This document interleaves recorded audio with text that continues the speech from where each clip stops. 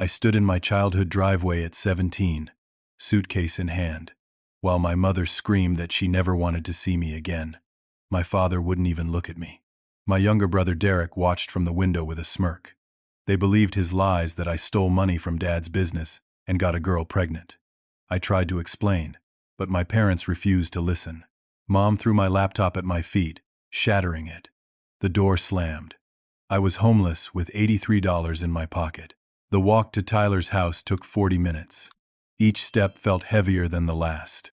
My best friend since third grade lived about 3 miles away, and I had nowhere else to go.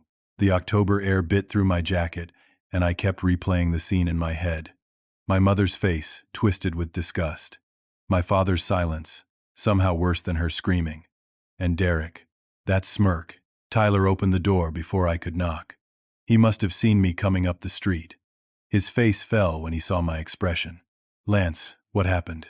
I couldn't get the words out at first. We sat on his front porch, and I told him everything. How Derek had stolen $3,000 from Dad's lockbox at the family hardware store. How he'd somehow convinced our parents it was me. How he'd invented some story about a girl from another school being pregnant with my baby. None of it was true. I'd never stolen anything in my life. I'd been a virgin until 6 months ago, and I'd been careful. Tyler believed me immediately. He'd known Derek since we were kids. He'd seen the way my brother operated. "My parents can let you crash here for a couple nights," Tyler said. "But they're already struggling with money. Dad got his hours cut at the plant." Those 2 nights felt like a lifeline and a death sentence at the same time. Mrs. Patterson made me breakfast, asked gentle questions, told me she was sorry. Mr. Patterson shook his head and muttered about how some parents don't deserve their kids. But on that second night, they sat me down and explained they couldn't let me stay longer. They had bills. They had Tyler's younger sister to think about. I understood. I told them I understood.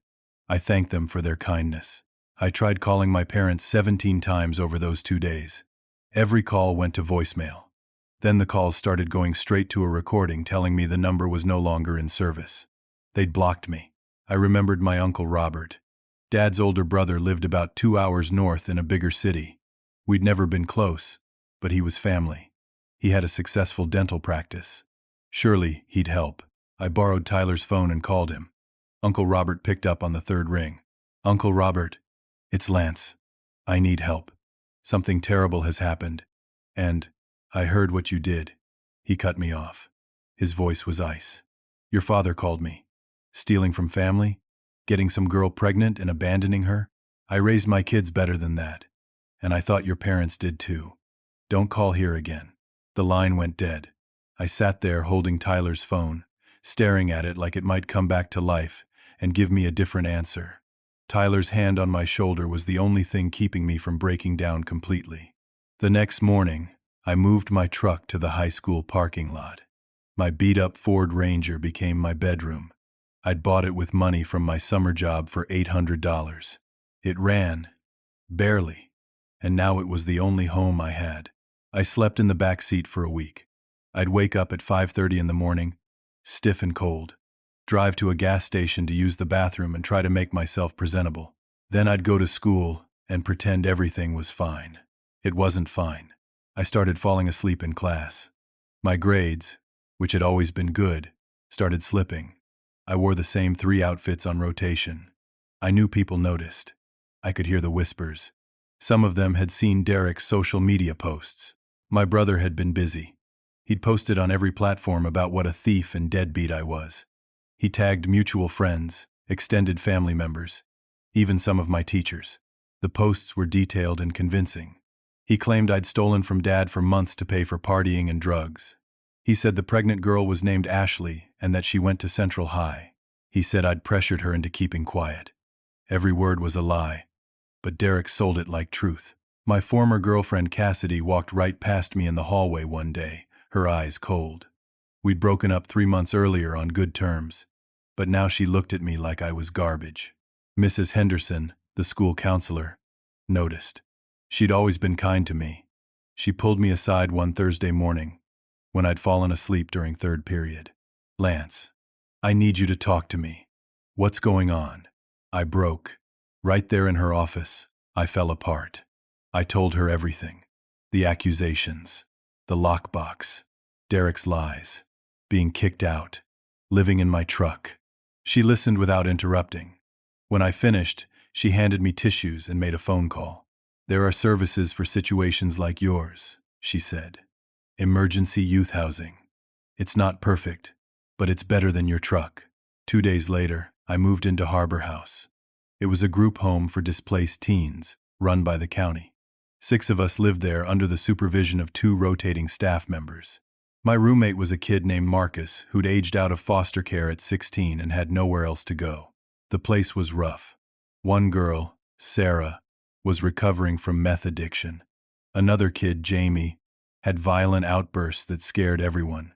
Marcus seemed okay at first, quiet and kept to himself. I learned quickly to hide anything valuable. I learned to sleep light. I learned that the shower in the morning was safer than the shower at night. I also learned I had to keep moving forward. Mrs. Henderson helped me fill out applications for part-time work. I got hired at Eddie's, a 24-hour diner near the highway. The overnight shift, 10 at night until 6 in the morning. $9 an hour. It meant I'd work all night, grab a few hours of sleep at Harbor House, then go to school. My first paycheck was $217 after taxes. It felt like a fortune and an insult at the same time. I bought a prepaid phone. I wanted to call my parents one more time. Instead, I looked at the phone every night and couldn't bring myself to do it. Marcus stole from me 3 weeks into my stay at Harbor House. I'd hidden $50 in my pillowcase, money I'd been saving for a security deposit on a real apartment someday. I came back from school and it was gone. I knew it was him.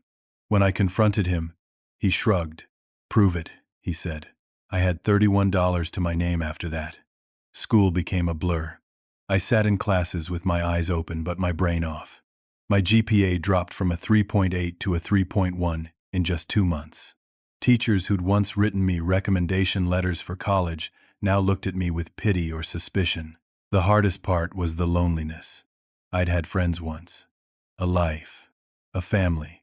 Now I had strangers who stole from me and nights spent flipping burgers for people who treated me like I was invisible.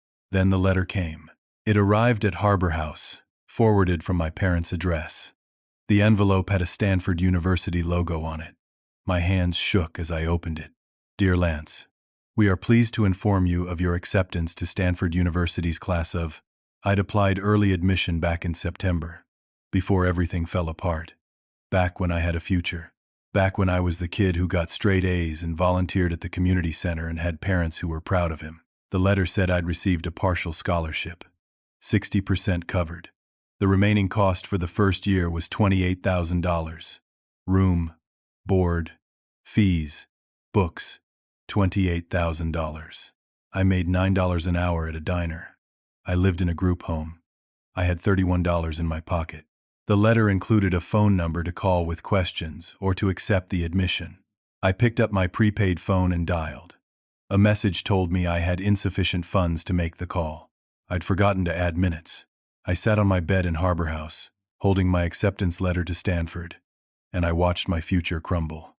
The dream I'd worked toward my entire life, the school that represented everything I wanted to become, was impossible. Completely, utterly impossible. I folded the letter carefully and put it in the drawer next to my bed. That night at the diner, I burned my hand on the grill and didn't feel it until someone pointed out I was bleeding. I made a decision that night at Eddie's. I couldn't go to Stanford. I couldn't chase dreams that required money I'd never have. But I could survive. I could build something from nothing. I'd prove to myself, if no one else, that I wasn't what Derek said I was. Senior year of high school crawled by. I graduated with a 2.7 GPA, barely managing to walk across that stage. The ceremony was held in the football stadium on a warm June evening. I wore a borrowed gown because I couldn't afford to buy one. I scanned the crowd while waiting for my name to be called. Habit, I guess. Some part of me still hoped they'd come, that they'd realize they'd made a mistake, that they'd see me walk across that stage and feel something. They were there. Not for me. For Derek's girlfriend Emma, who was graduating in the same ceremony. I saw them in the bleachers. Mom, Dad, and Derek. They'd bought Derek a new Mustang for his 17th birthday 2 months earlier, bright red.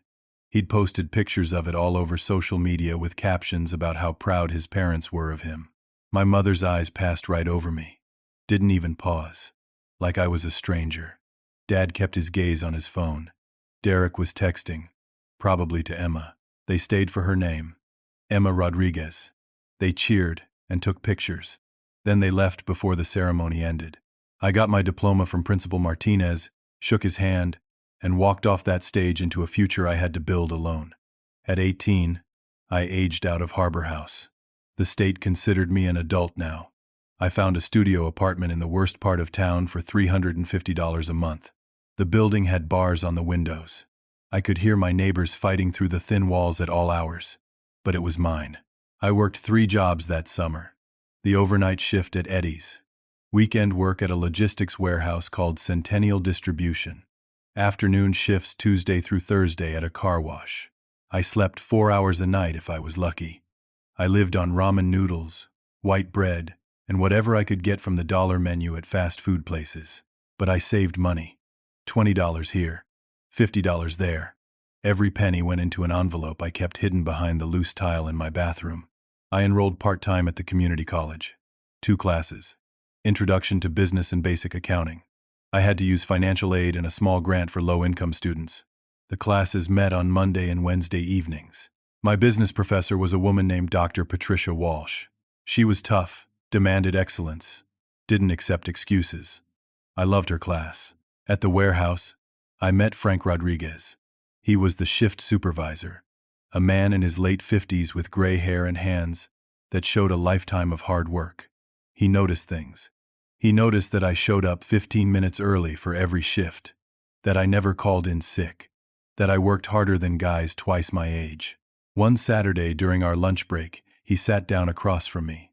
"You going somewhere, kid?" he asked. "What do you mean?" "You work like a man with a plan. Most people here are just punching a clock. You're different." I told him about the business classes, about wanting to understand how successful companies worked. Frank smiled and started talking. He told me about the trucking company he'd built from scratch 30 years ago, how he'd started with 1 truck and turned it into a fleet of 15 before selling it and retiring. How he'd learned that business was about people and logistics and seeing opportunities other people missed. Frank became my mentor, without either of us really deciding it would happen. He taught me about supply chain management, about how to read a balance sheet, about negotiating with vendors and managing inventory. He lent me books from his personal library. He'd quiz me during breaks. "What's the biggest cost in a distribution center?" he'd ask. "Labor," I'd answer. "Wrong. It's inefficiency. Labor is just where you see the cost. Inefficiency is what creates it." I started noticing things at the warehouse. We were making mistakes. Shipments going to the wrong places. Packages sitting in the wrong zone for days. Trucks leaving half empty while other trucks were overloaded. I made notes. I created spreadsheets on an old laptop I'd bought for $60 from a pawn shop. One Monday, I asked for a meeting with the warehouse manager, a man named Bill Stevens. I showed him my analysis. 3 changes to our routing system could save the company approximately $11,000 a month. Reorganizing the floor layout could reduce picking time by 18%. Bill stared at my spreadsheet for a long time. "How old are you?" he asked. 19. "You got a degree in this stuff?" "No, sir. Just taking some classes." He implemented 2 of my 3 suggestions. Within 6 weeks, the numbers proved I was right. Bill called me into his office and offered me a promotion. Assistant supervisor. Salary position at $38,000 a year. I was 19 years old making $38,000 a year. It felt like winning the lottery. I quit the diner and the car wash.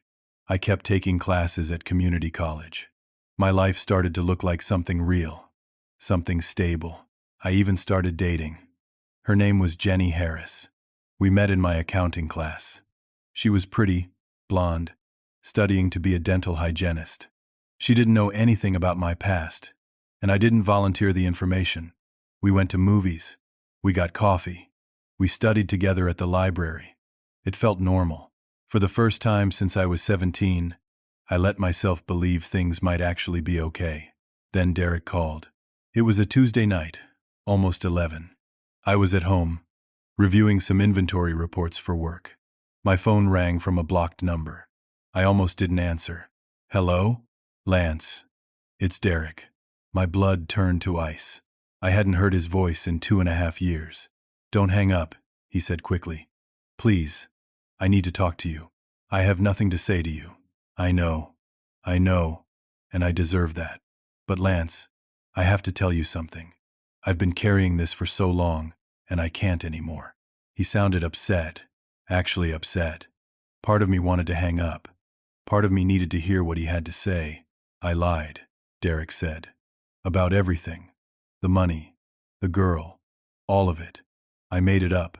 I stole from Dad and I panicked and I blamed you. And the pregnancy thing.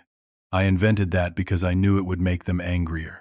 Mom was already suspicious of me, and I just needed them to focus on someone else. I couldn't breathe, couldn't speak. I was jealous, he continued. You were the golden child. Perfect grades, college acceptance letters. Everyone loved you. I was the screw-up. I needed to take you down. And once I started lying, I couldn't stop. But it's been eating me alive, Lance. I need you to forgive me. I need to know you don't hate me. You need me to forgive you? My voice came out as a whisper. Yes, please. I'll do anything. Tell Mom and Dad the truth. Silence. Derek, tell them the truth. That's what I need. Tell them you lied. Tell them what you did to me. I can't do that. What? They'd never forgive me. You know how they are. They'd disown me. They disowned me for something I didn't do. I know. And I feel terrible about that. But Lance, you're doing fine now. You have a job and an apartment. You landed on your feet. If I tell them now, it'll destroy my relationship with them. I just need to know you forgive me so I can move on. The rage that hit me was unlike anything I'd ever felt. You destroyed my life. You took everything from me. You made me homeless at 17. And now you want me to forgive you so you can feel better about yourself? You don't even care what you did to me. You just want to stop feeling guilty. That's not fair, Derek said. I'm trying to apologize. You're trying to use me. Again. You're still the same selfish person you were 2 years ago. You haven't changed at all. Lance, don't be like this. I'm your brother. Family forgives. You're not my family. You stopped being my family the day you lied about me. Don't ever call me again. I hung up. My hands were shaking so hard I dropped the phone. I sat there on my couch, in my cheap apartment, and something inside me hardened. Derek had called looking for absolution. He'd confessed to make himself feel better, not to make things right. He'd proven that even when faced with his own guilt, he was still a coward. I didn't cry. I'd cried enough over the past 2 years. Instead, I made another decision. I would succeed. Not just survive. Succeed. I would build a life so good, so successful, that it would be undeniable proof that I was better than what they said I was. I threw myself into work with an intensity that surprised even Frank. I was at the warehouse by 6:30 every morning. I stayed late, learned every system, memorized every process. Bill Stevens started giving me more responsibility. When the company opened a second warehouse across town, he put me in charge of setting up the logistics system. Frank introduced me to one of his old business partners, a man named Gordon Hayes. Gordon was starting a small distribution company focused on last-mile delivery for online retailers. He needed someone to run operations. Frank says you're smart and you work hard. Gordon told me over coffee. That's all I need. Interested? The job paid $55,000 a year. It was a risk. The company was tiny. Just 12 employees working out of a single warehouse. But it was a real opportunity. I took it. Apex Distribution was chaos when I started. Gordon had the vision and the client relationships, but the operations were a mess. Drivers were taking inefficient routes. Packages were getting lost. We were bleeding money on overtime because nobody had organized the workflow. I rebuilt everything from the ground up. I created route optimization software using Excel macros. I reorganized the warehouse floor. I trained the drivers on the new system. I negotiated better rates with our shipping suppliers. Within 3 months, We cut operating costs by 23%. Within 6 months, we landed 3 major new clients. Gordon made me a partner with 15% equity. I was 22 years old, and I owned part of a company. Jenny and I broke up around this time. She'd started making comments about my long hours, about how I was always working. One night she said, "It's like you're trying to prove something to someone who isn't even watching." She was right. And when I realized she was more interested in the money I was starting to make than in me as a person, walking away was easy. I bought my first decent car, a used Toyota Camry with only 60,000 miles on it. I moved into a one-bedroom apartment in a safer neighborhood. Nothing fancy, but the windows didn't have bars. Apex distribution kept growing. We opened warehouses in 2 more states. We hired 60 more employees. My days were insane, but I loved it. Every morning I woke up knowing I was building something real. Then Gordon got an offer. A larger logistics corporation wanted to acquire Apex. They offered $8.2 million. Gordon called a meeting with the 3 partners. Him, me, and a woman named Sandra Lou who handled our finances. "It's a good offer," Gordon said. "We can all walk away with money and start something new, or we can keep building. What do you think?" We voted to sell. My 15% stake meant I walked away with $1.23 million after taxes. At 23 years old, I was a millionaire. I sat in my accountant's office staring at the bank balance on the screen. 7 figures. Money I'd earned through work, through intelligence, through refusing to give up. I thought about sleeping in my truck, about Harbor House, about that Stanford letter I still had in a box somewhere. I decided to start my own consulting firm. I'd help small businesses optimize their operations the way I'd optimized Apex. I named it Resilient Solutions. The first year was slow. I had 4 clients, but word of mouth started spreading. I helped a struggling furniture store reduce their delivery costs by 41%. I helped a small grocery chain redesign their supply system and save $200,000 a year. By my second year, I had a waiting list. I hired 3 consultants to help handle the workload. Revenue hit $700,000. I got invited to speak at a small business conference. A local magazine interviewed me for their 30 Under 30 Success Stories feature. The article came out on a Tuesday. It had a photo of me in front of my office. The headline read, "From Homeless to Millionaire, Lance Barrett's Remarkable Journey." The article told my story. Kicked out as a teenager, living in his truck, working 3 jobs, building a successful consulting firm through determination and intelligence. It was honest and inspiring, and I was proud of it. 3 days after the article published, my phone rang. Unknown number. I answered. "Lance? Honey, it's Mom." I almost dropped the phone. Her voice was warm, sweet, like she was calling to chat about the weather. "I saw the article about you in the magazine. I'm so proud of you, sweetheart. I always knew you'd do great things." I couldn't speak, couldn't process what I was hearing. "Your father and I would love to see you. Can we meet for coffee? Maybe this Saturday? There's so much to catch up on." "Why?" I managed to say. "Because you're our son. We miss you. Please, Lance, let's reconnect." Something in her tone was off, too practiced, too sweet. But I agreed to meet them. I had to know what they wanted. That Saturday, I drove to the coffee shop she'd suggested. It was in a nice part of town, the kind of place that served $12 lattes. I got there early and sat at a corner table. They arrived together. Mom, Dad, and Derek. All 3 of them. Mom rushed over and hugged me before I could react. She smelled the same, like vanilla and fabric softener. It made me feel 17 again, and I hated it. "You look so good," she said, tears in her eyes. "So grown up and successful." Dad shook my hand, awkward, formal. Son. Derek hung back, wouldn't make eye contact. We sat down. Mom ordered a latte. Dad got black coffee. Derek got some complicated frozen drink. I'd already ordered and was holding my cup like a shield. "We made mistakes," Mom started. "Your father and I, we misunderstood things back then. We see that now. But you're doing so well, and we're just so happy for you." "Misunderstood what things?" I asked. She waved her hand. "Ancient history. What matters is you're successful and we're family and families should support each other. Dad cleared his throat. We're in a difficult situation, Lance. The hardware store isn't doing well. Big box stores are killing small businesses. We're drowning in debt. Here it comes, I thought. Derek here dropped out of college, Dad continued. Twice. He owes $68,000 in student loans that we co-signed for.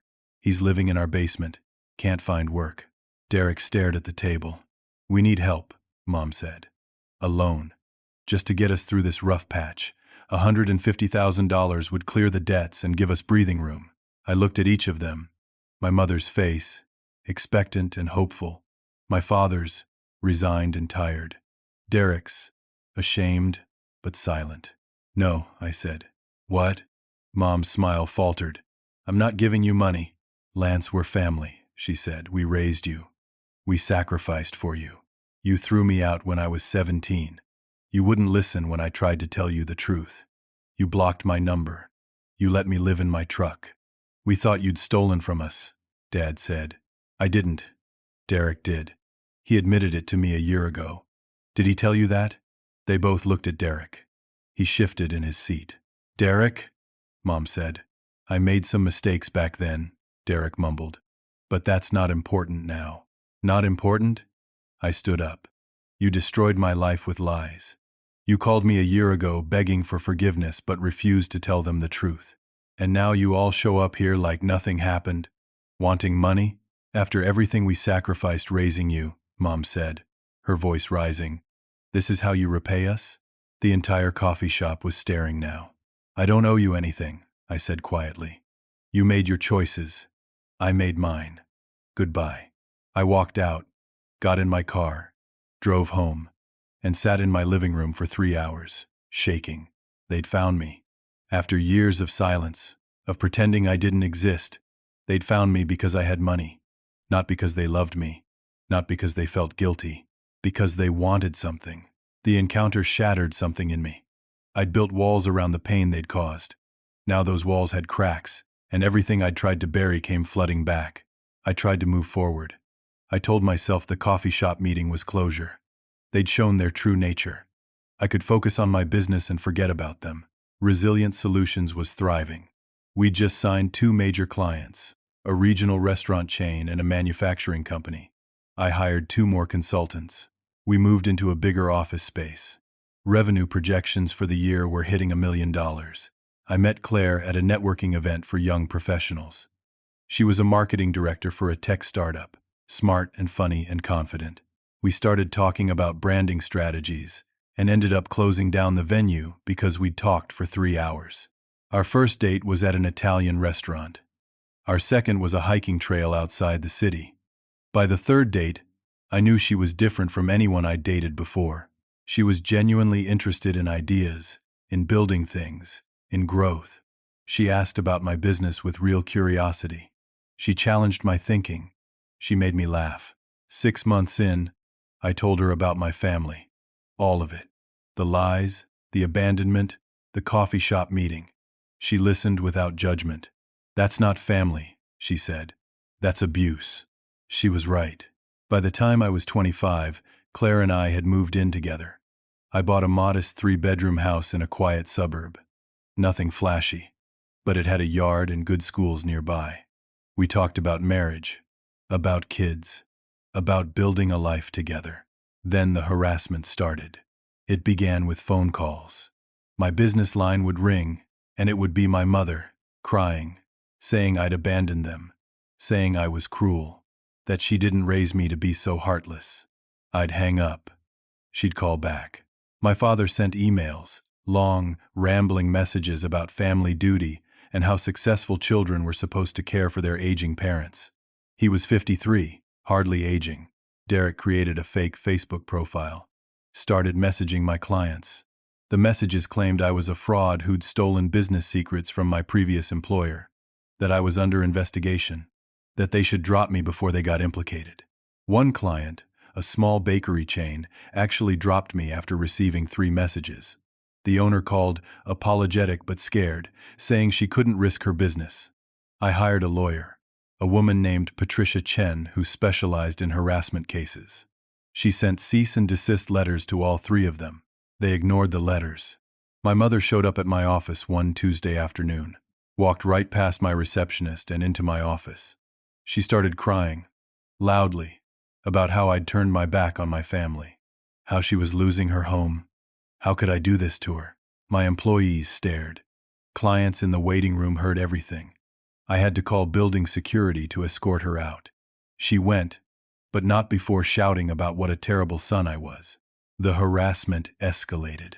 My parents started posting on community Facebook groups, neighborhood pages, local business forums. They told their version of the story. A successful son who'd abandoned his struggling family. They made themselves the victims. They painted me as greedy and cold. Some people who didn't know me started commenting, calling me names, saying I was a disgrace. One woman posted that she'd never hire my company after hearing how I treated my own parents. Claire was supportive but worried. "This is affecting your business," she said. "You need to do something." Derek started showing up at places I went. The gym I worked out at, the coffee shop I liked, a restaurant where I met clients, always with his phone out recording, trying to get me to react, to yell, to do something he could post online and make me look bad. I stayed calm, didn't engage, but the stress was destroying me. I wasn't sleeping. My blood pressure went up. I started getting headaches. Patricia filed for a restraining order. The hearing was scheduled for 3 weeks out. Then my parents filed a lawsuit. Patricia called me on a Friday morning. "Lance, we have a problem." The lawsuit claimed I owed them restitution for raising me. It cited some obscure precedents about adult children being responsible for elderly parents' care. It was absurd, legally baseless, but fighting it would cost money and time. "This will cost at least $50,000 to defend," Patricia said. "Maybe more. And it could drag on for 2 years. They're not trying to win. They're trying to make your life hell." That same week, the business magazine that had featured me called. They'd been contacted by my parents. My parents had given them their version of events. The magazine was considering publishing a follow-up piece, a both-sides story. The editor I spoke with was apologetic but firm. "We have to be balanced. Your parents claim you fabricated your sob story for sympathy, that you actually left home by choice after stealing from them." "That's not true," I said. "None of that is true." "Then we need proof. Documentation. Something to verify your version." I had nothing. "How do you prove you were kicked out? How do you prove someone lied about you?" I'd been a kid. I hadn't thought to document anything. The article was scheduled to run in 2 weeks. Claire and I sat on our couch that Friday night. She was quiet, distant. "I need to tell you something," she said finally. My stomach dropped. "I'm pregnant." The words didn't make sense at first. Then they did. I looked at her face. She was scared. "I'm happy about it," she said quickly. "I want this baby. But Lance, I'm terrified of bringing a child into this chaos. Your family is attacking you. Attacking us. What happens when there's a baby involved? What will they do then?" I pulled her close. "I'll protect you. Both of you. I promise." But I didn't know how. I was fighting on every front. A lawsuit. A magazine article that would destroy my reputation. Harassment that wouldn't stop. And now I had a baby coming. A child who needed stability and safety and a father who wasn't falling apart. That night, I barely slept. I lay awake thinking about everything I'd built. My business, my relationship, my life, and how my family was systematically trying to destroy it all. The lawsuit moved forward. Depositions, document requests, legal fees piling up. I'd spent $73,000 in 6 months, and we hadn't even gone to trial yet. Claire was 5 months pregnant. Her belly was starting to show. We should have been excited, decorating a nursery, picking names. Instead, we were arguing. "You're never here," she said one night. "You're either at work or meeting with Patricia or dealing with your family's latest attack. I'm trying to protect us. But neglecting us?" She was right. I was so focused on fighting my parents that I was losing sight of what mattered. But I didn't know how to stop. Every day brought a new crisis. 2 of my biggest clients dropped me. The harassment campaign was working. My parents had created enough doubt about my character that businesses didn't want to risk associating with me. Revenue dropped by 30% in 3 months. I had to let go of one of my consultants. Her name was Amanda. She'd been with me since the beginning. She cried when I told her. So did I. The magazine published their both sides article. It was devastating. They presented my parents' claims alongside my story with equal weight. The implication was clear. Maybe Lance wasn't telling the truth.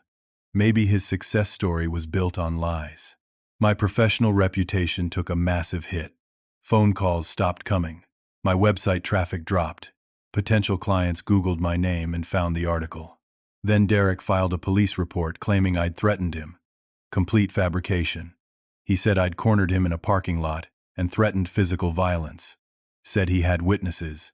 The police came to my house at 6 in the morning. They arrested me in front of Claire, put me in handcuffs in my own driveway, drove me downtown, put me in a holding cell. Patricia got me out 12 hours later. The charges were dropped when Derek's witnesses mysteriously became unavailable. But the arrest made the local news. Small story, but enough. Local entrepreneur arrested on assault charges. Claire's face when I got home was something I'll never forget. She'd been crying. She looked exhausted. "My parents think I should leave you," she said. "They think this is too dangerous for the baby. Are you going to?" "I don't know. Lance, I love you. But I'm scared. I'm so scared all the time now."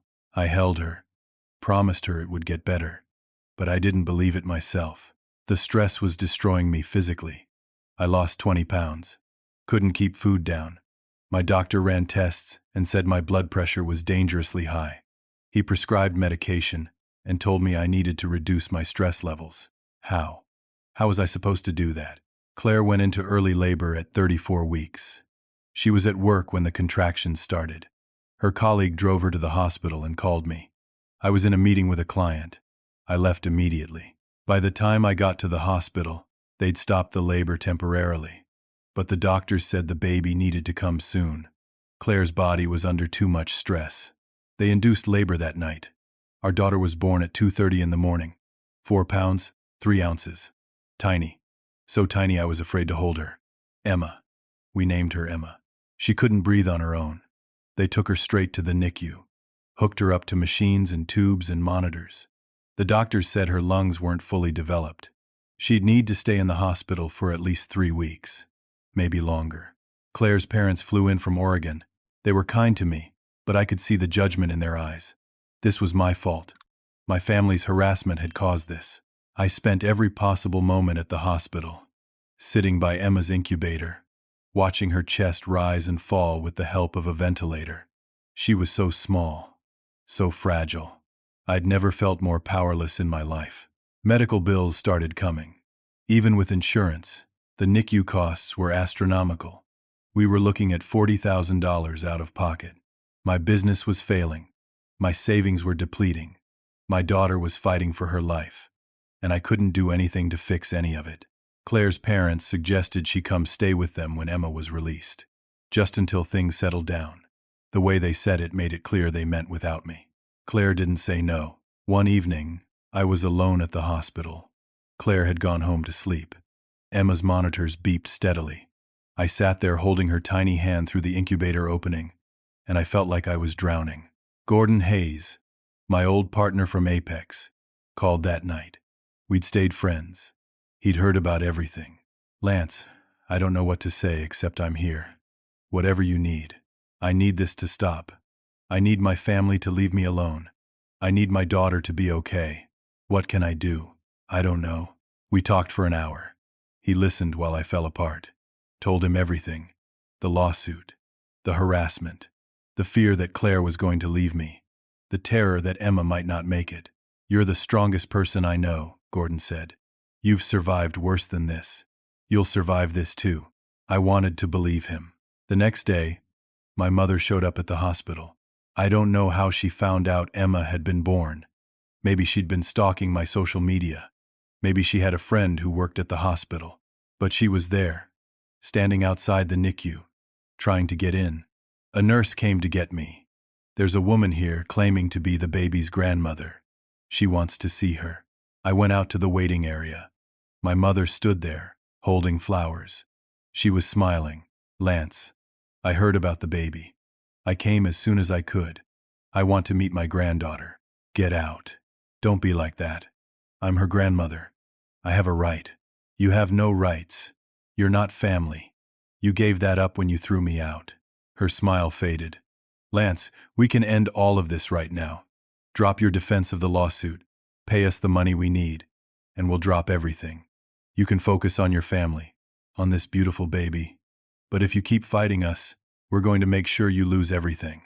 Your business, your reputation, maybe even custody of this child, when we tell Child Protective Services about your violent arrest. She was using my daughter as a weapon, standing in a hospital, threatening me while Emma fought for her life one room away. Security is going to escort you out now, I said. If you ever come near my daughter again, I'll file charges for harassment and attempted contact with a minor. There's a restraining order hearing next week. I'll make sure you're added to it. She smirked. You'll regret this. You think you've been through hell? You have no idea what I'm capable of. Security came and walked her out. She went peacefully, but that smirk never left her face. I went back to Emma's incubator and broke down. A nurse sat with me, didn't say anything, just put her hand on my shoulder. That night, Emma crashed. Her oxygen levels dropped. Alarms went off. Doctors and nurses rushed in. They pushed me out of the room. I stood outside watching through the window as they worked on my daughter.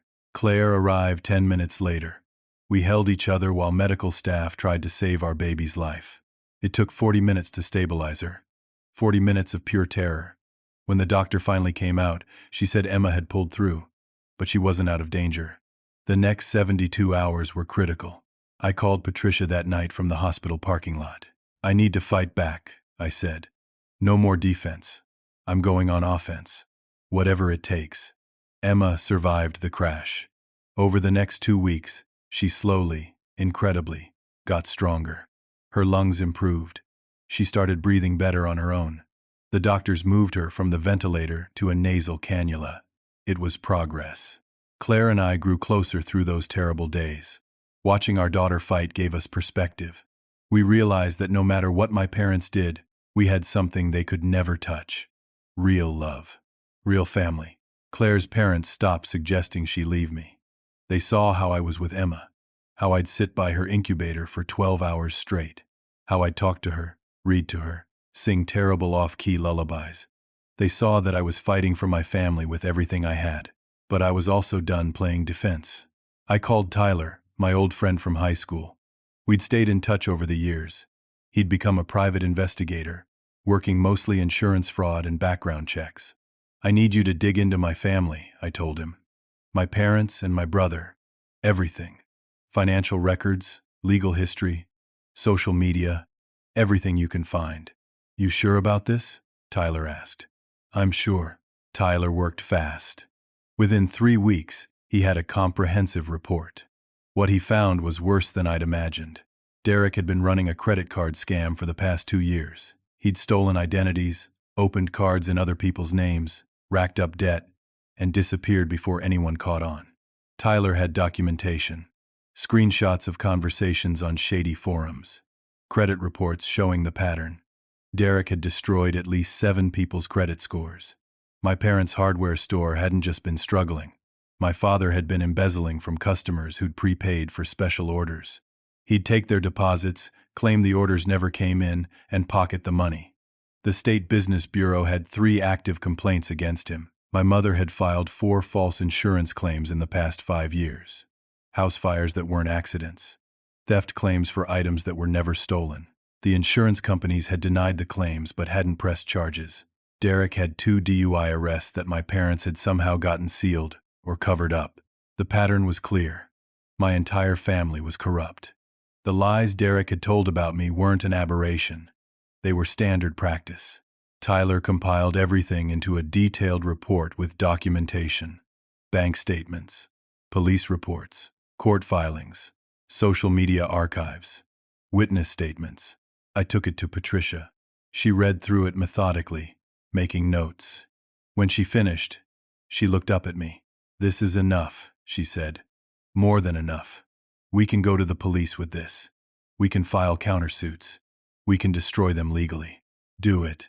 Patricia contacted my parents' lawyer first. Professional courtesy. She laid out what we had, gave them 48 hours to drop the lawsuit, sign a no-contact agreement, and stop all harassment immediately. Their lawyer called back 6 hours later. My parents refused. They claimed the evidence was fabricated, that I was making up lies to avoid helping my family. Fine. I filed criminal complaints against Derek for identity theft and credit card fraud. Provided all the documentation to the police.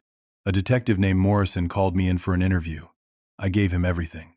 "This is good work," Morrison said, looking through Tyler's report. "Real good work. We'll open an investigation immediately." 2 weeks later, Derek was arrested. The police had corroborated everything, found additional victims, charged him with 17 counts of fraud and identity theft. He was looking at 5 to 7 years in prison. My parents panicked. Their lawyer called Patricia begging to negotiate. Drop the charges against Derek, and they'd drop everything against me. "No," I said. I'd also filed complaints about my father's embezzlement. The State Business Bureau launched an investigation. Within days, they had enough evidence to refer it to the district attorney's office. My father was arrested 3 weeks after Derek, charged with theft, fraud, and embezzlement. 8 counts. He was looking at federal prison. My mother was left alone. The house went up for sale to pay for lawyers. The hardware store closed. She moved in with a friend. The lawsuit against me collapsed. Patricia filed countersuits for harassment, defamation, and emotional distress. We had documentation of every phone call, every social media post, every incident. Their lawyer advised them to settle. They had no money to fight with. But the real twist came from Uncle Robert. He called me one Tuesday evening. I almost didn't answer. I remembered how he'd rejected me when I was 17. "Lance, I need to talk to you." "I'm listening. I've been following everything that's happened. The arrests, the lawsuit. I should have stepped in years ago. I need to tell you something."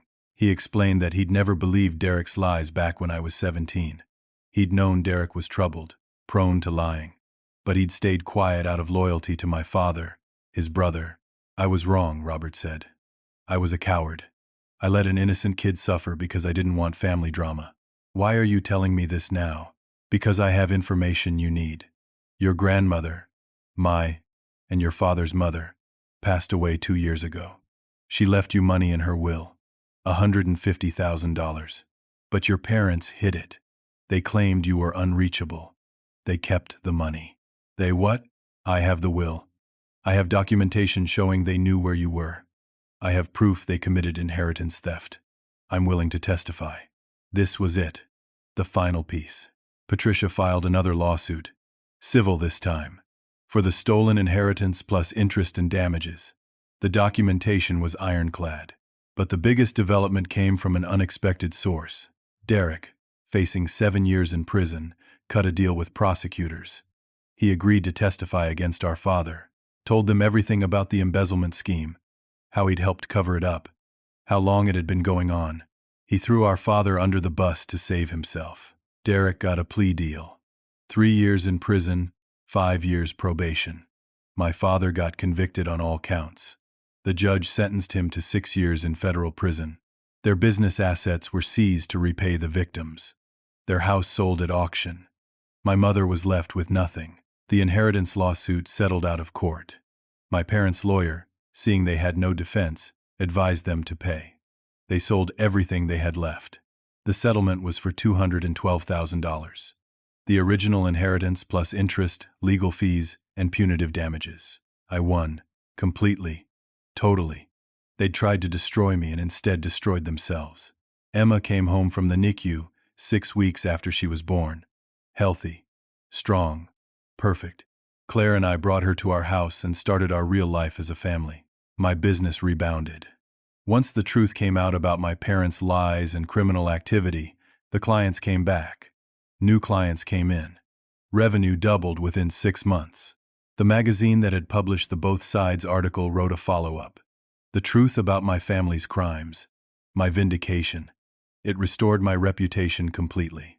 Life finally stabilized.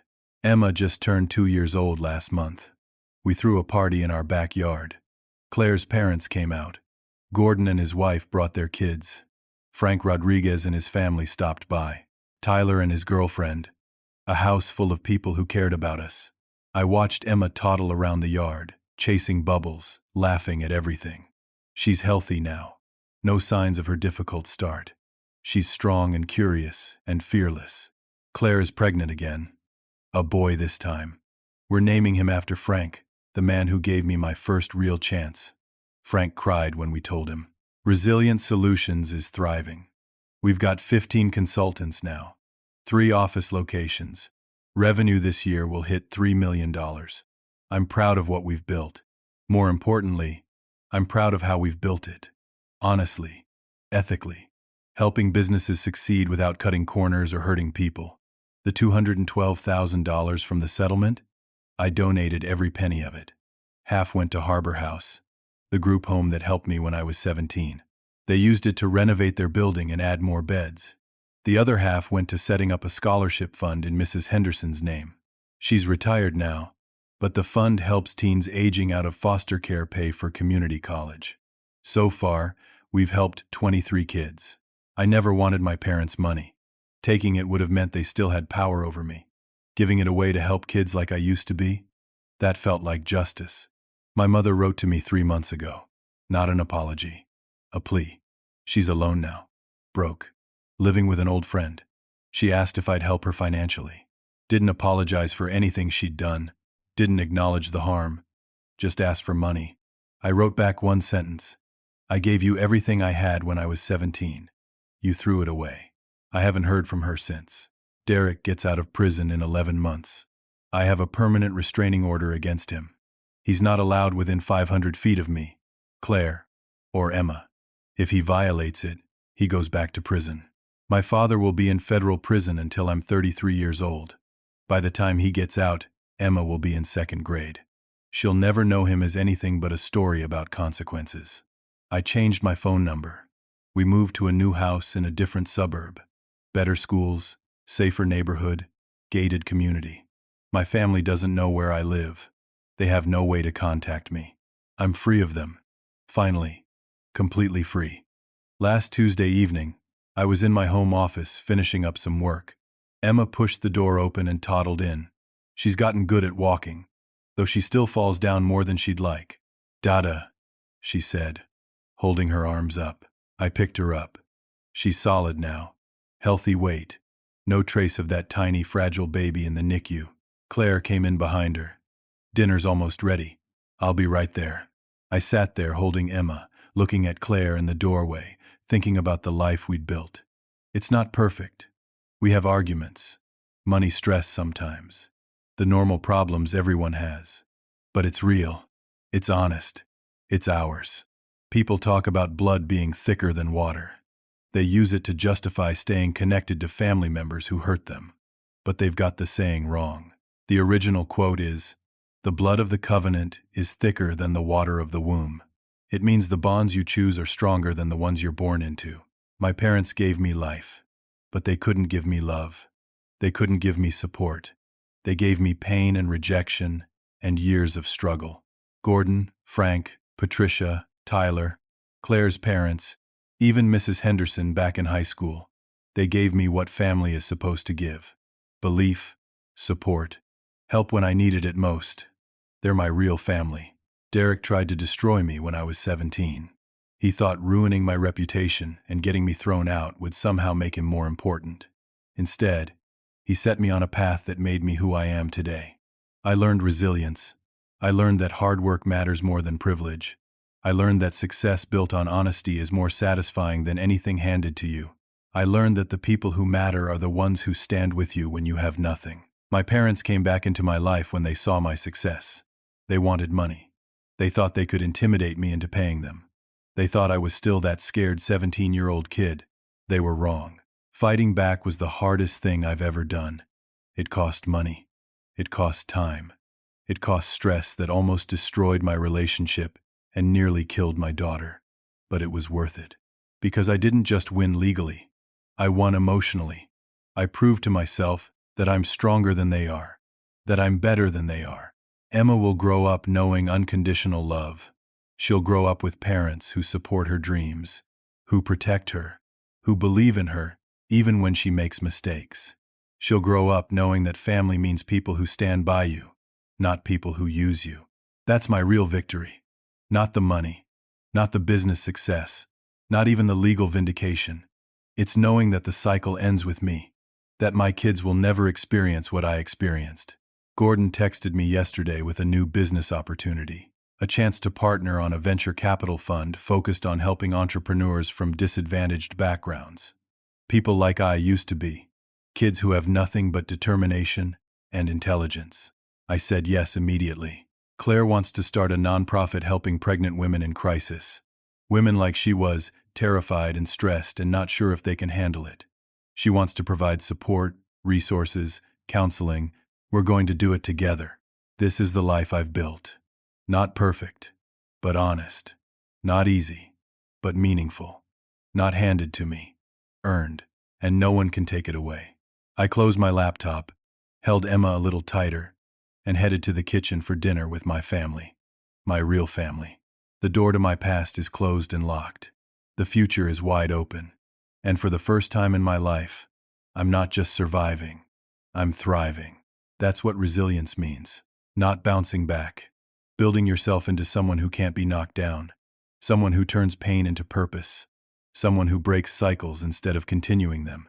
I did that. And if I can do it, anyone can. Now I want to ask you something. Have you ever had to walk away from toxic family members to protect your own peace and future? How did you find the strength to do it? Or if you're still struggling with that decision, what's holding you back? Share your thoughts in the comments below. Your story might help someone else who's facing the same struggle. If this story resonated with you, please hit that like button. Subscribe to the channel for more stories about overcoming adversity and building a better life. And share this with someone who needs to hear that they can survive their circumstances and come out stronger on the other side. Thank you for listening to my story. Thank you for being here. I hope it reminds you that no matter how dark things seem, you have the power to build something beautiful from the ruins. Take care of yourselves. Choose your family wisely. And never let anyone convince you that you're less than you are. Until next time.